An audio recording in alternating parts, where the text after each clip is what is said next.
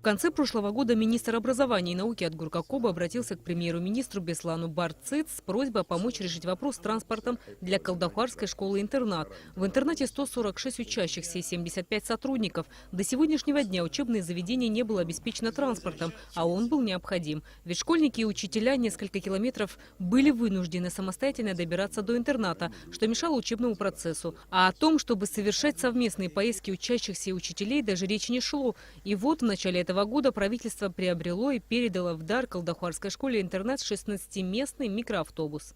Министр ахтзала бремашина, что дезгал, нас вчера хлоп шатана, и шохто интернат ведушгал, бехеха мупалшара, Калдахара пилице интерната зырхан, а машина шутерария машина, а еще раз шут ичцу, звичая звичер рнага разырхан. Иман Шалов Хазис Пхазут, Ахера Костот, Ахалов Шатана, Изохто, Ахарху Разужураз. Как отметил директор Калдахарской школы-интернат Дмитрий Пасхалов, с приобретением школьного транспорта будет решен ряд вопросов. Теперь дети смогут без всяких преград ездить на различные олимпиады и соревнования. В свою очередь, премьер-министр Беслан Барциц заверил, что в ближайшее время будет решен вопрос с автотранспортом в лицее и интернате.